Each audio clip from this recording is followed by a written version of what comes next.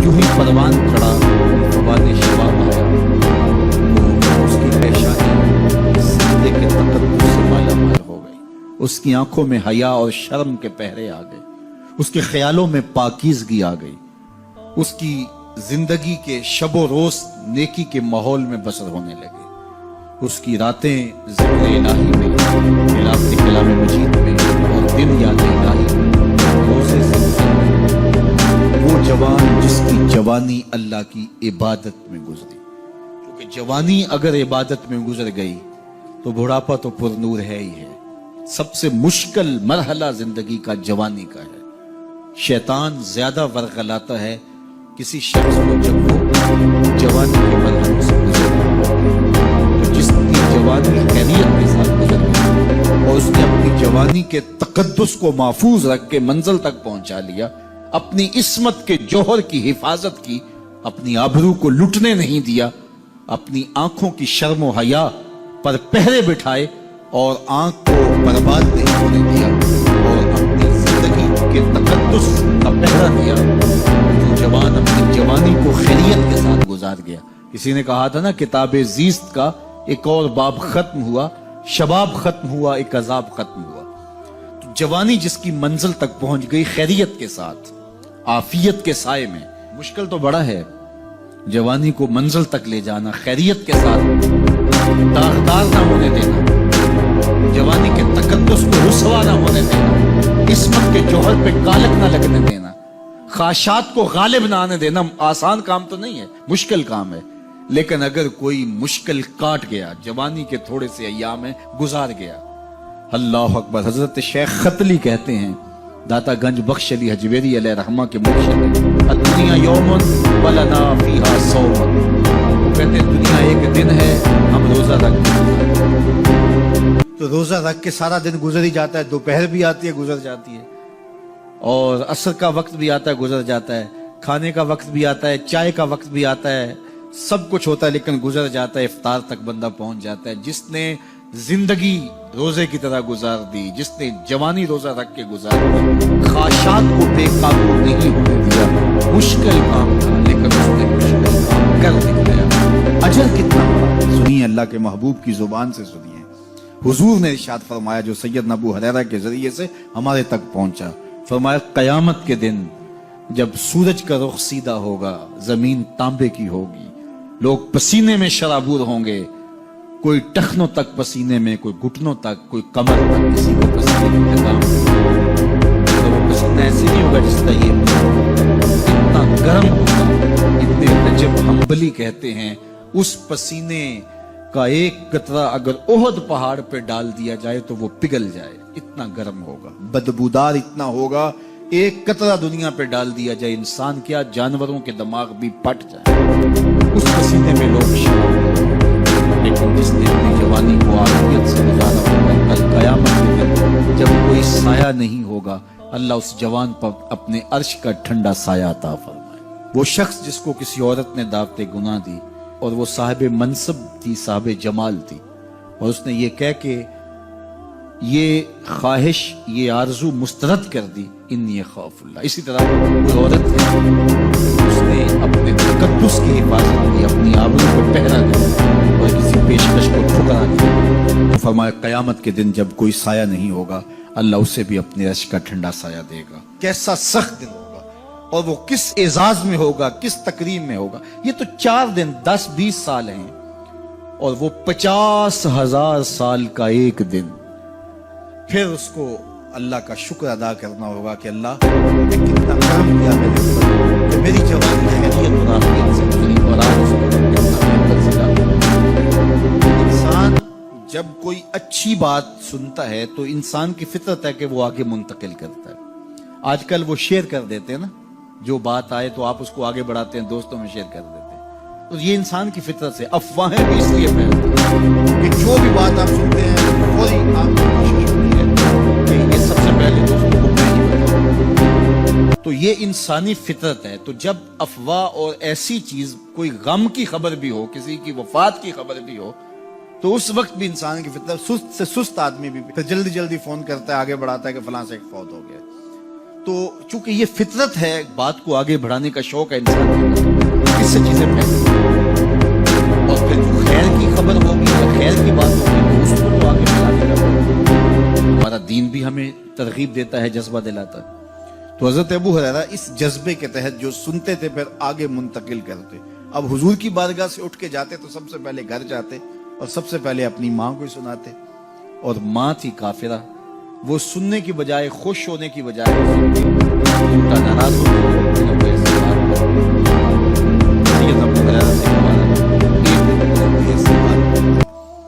کہ حضرت سیدنا ابو ہریرہ رضی اللہ تعالیٰ عنہ نے فیصلہ کر لیا کہ آج ماں کو چھوڑ دینا ہے، کیونکہ میں یہ گوارا نہیں کرتا کہ میرے آقا کے بارے میں کوئی ایسا جملہ کوئی بولے۔ اور تھی گھر میں ماں ہی، بھائی بھی کوئی نہیں تھا، بہن بھی کوئی نہیں تھی، باپ بھی کوئی نہیں تھا، شادی بھی نہیں تھی، تو ماں ہی ماں گھر میں، ماں اور بیٹا تو اب ماں ہی ایک رشتہ ہے مادی دنیا کے اوپر۔ تو حضرت ابو ہریرہ رضی اللہ تعالیٰ عنہ نے فیصلہ کر لیا کہ چھوڑ دینا ہے، چھوڑ کے گھر سے نکلے، لیکن دل ڈوب رہا ہے کہ ایک ہی رشتہ افسوس کا ابو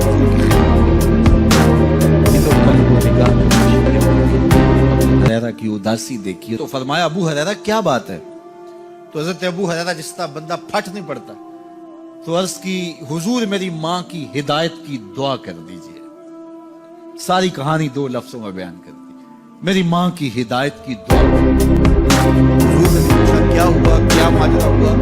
فوراً لفظ کیا تھا؟ اللہم اہد ام ابی ہریرہ تھا، اے اللہ ابو ہریرہ کی ماں کو ہدایت دے دے۔ ادھر انہوں نے بے چینی سے یہ بات کہی، ادھر حضور کے ہاتھ اٹھے، پھر ان اٹھے ہوئے ہاتھوں کو خالی تو موڑا ہی نہیں جاتا، اجابت کا صحرا عنایت کا جوڑا، دلہن بن کے نکلی دعائے محمد صلی اللہ علیہ وسلم۔ تو حضور علیہ السلام نے ہاتھ اٹھا دی، حضرت ابو ہریرہ رضی اللہ۔ کسی نے پوچھا ابو ہریرہ آج بڑی جلدی ہے؟ کہا آج ہی تو دیکھنا چاہتا ہوں، گھر پہلے میں پہنچتا ہوں یا حضور کی دعا پہلے پہنچتی؟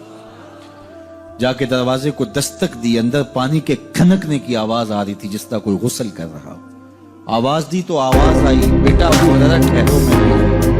کہا لہجے سے سمجھ گیا اس میں محمد عربی کی دعا بول رہی ہے۔ تھوڑی دیر کے بعد میری ماں آئی، تازہ آثار وضو سے اور غسل کی وجہ سے ان کے جو ہے وہ بالوں سے قطرے ٹپک رہے تھے اور لبوں پر میرے حضور کا کلمہ جاری تھا۔ اللہ اکبر، سیدنا ابو ہریرہ تیرے مقدر پہ قربان۔ ایک سفر میں حضور علیہ السلام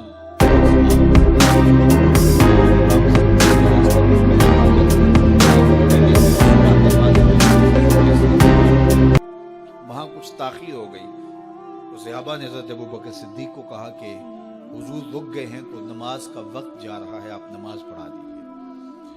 تو حضرت ابوبکر صدیق رضی اللہ تعالیٰ عنہ مصلی پہ کھڑے ہو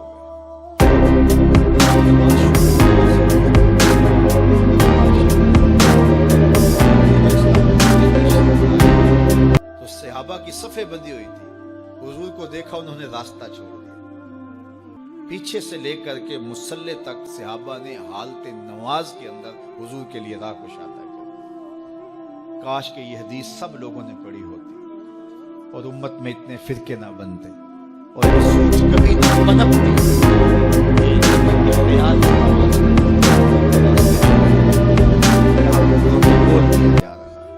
اللہ اکبر، اور یہ حدیث کہیں چھپی نہیں ہے، بخاری کے اندر چھپی ہوئی۔ اللہ اکبر، آقا کریم علیہ السلام تشریف لائے تو صحابہ نے راستہ چھوڑنا شروع کر دیا، نماز بھی چل رہی ہے اور حضور کا راستہ بھی چھوڑ رہے ہیں۔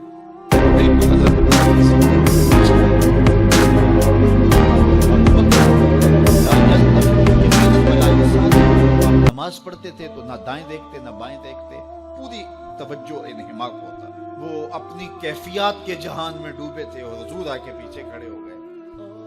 صحابہ نے اپنے ہاتھوں کی پشت پہ ہاتھ مارنے شروع کر دیے، مکعن و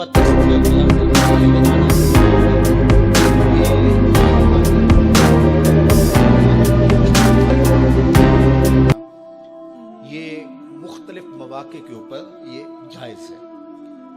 تو اب جب حضور آ کے پیچھے کھڑے ہو گئے اور صحابہ سمجھے کہ حضرت ابوبکر صدیق ایک استغراق کے عالم میں ہیں، ایک کیفیت کے جہاں میں ڈوبے ہیں، تو انہوں نے اپنے ہاتھوں کی پشتوں پہ ہاتھ مارنے شروع کر دیے. تو حضرت صدیق اکبر سمجھ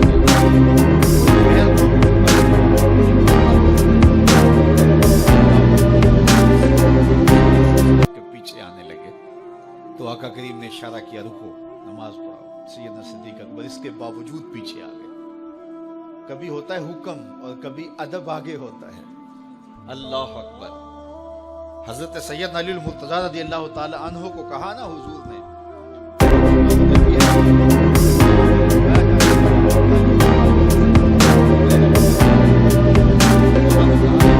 رسول اللہ مان لیں ہم تو پھر لڑائی کس چیز کی ہے. تو اس لیے محمد رسول اللہ نہیں محمد بن عبداللہ لکھا جائے. تو وہ اس بات پہ بضد ہو گئے اور اگر ایسا نہیں ہوتا تو معاہدہ ٹوٹ رہا تھا. تو حضور نے حضرت علی المرتضیٰ سے کہا کہ چلو رسول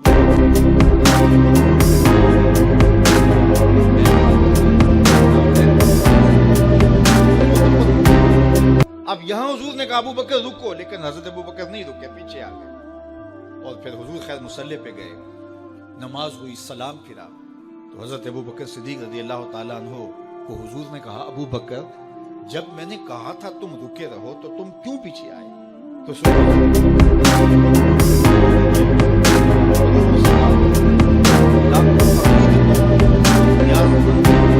ان کی چوکھٹ پہ عرض کرنے لگے ما کان لابن ابی قحافہ ان یؤم رسول اللہ صلی اللہ علیہ وسلم. حضور ابو قحافہ کے بیٹے کی جرت کب ہوئی کہ رسول اللہ کے آگے کھڑا ہو کے نماز پڑھائے.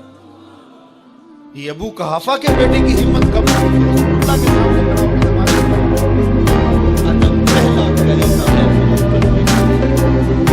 حضرت ابو بکر صدیق رضی اللہ تعالی عنہ نے اگر حضور علیہ الصلوۃ والسلام کی اطاعت اور حضور کی محبت, ادب, فرما برداری اور جانثاری کے انوکھے باب رقم کیے ہیں, لیکن حضور نے بھی ان کو جو اعزازات دیے. ایک خاتون آئی مسئلہ پوچھنے, آقا کریم نے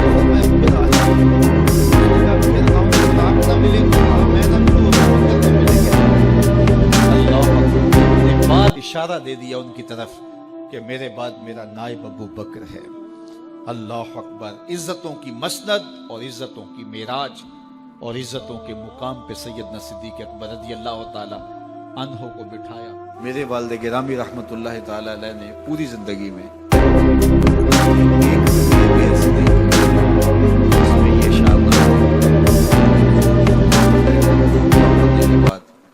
یہ اشعار پڑھا کرتے تھے جس میں اس کی کیفیت ہے کہ جو حضور کے شہر میں جانے کے لیے تڑپتا ہے.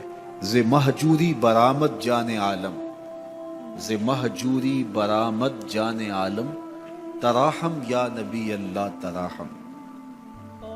کہ عرض کی جائے حضور آپ کی جدائی میں پورے جہان کی جان ز مہجوری برآمد جان عالم, تراحم یا نبی اللہ تراحم, نہ آخر رحمت للعالمینی. ز محرومہ چرا فارغ نشین, بروں سر از گرد یمان, کہ روئے تسم صبح زندگی. اپنا سنیں پر اس کی اپنی چادر ذرا نکالیے, چونکہ آپ کا چہرہ انور زندگی کی صبح ہے, زندگی کی بہار ہے. ادیم طائف نعلین پاکن, شراک از رشتہ جاں ہائے ماکن. اللہ اکبر. جامی علیہ رحمہ کا انداز کتنا دلاویز ہے. آپ طائف کے بنے ہوئے چمڑے کے جوتے, آپ جوتے جو پہنے وہ طائف کا مشہور چمڑا ہو اور اس کے بنے ہوئے. شراک از رشتہ جاں ہائے ماکن, اور اس کے اندر جو تسمے ڈالیں وہ جامی کی جان کے ڈالیں, جامی کے چمڑے کے نہیں, جامی کی جان کے تسمے نالین میں ڈالیں. تو آپ نالین سے یا لیتنی کنتو تربت ایبتکم فلتسمت نعالک ذاک کدی.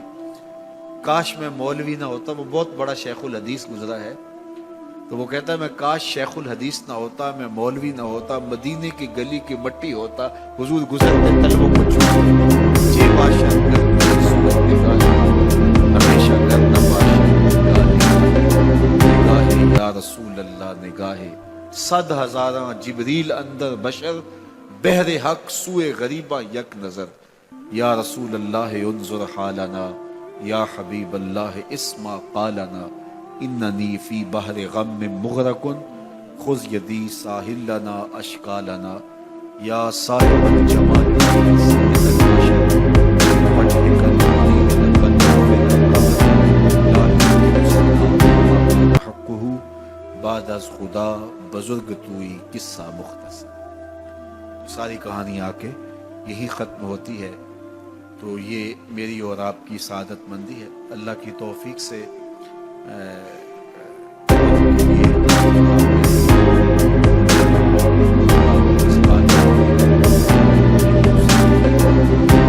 کہ آج میں حاضر ہوا ہوں اور آپ نے جو ہے وہ میرے لیے اپنی آنکھوں کی چمک اور محبت پیش کی ہے۔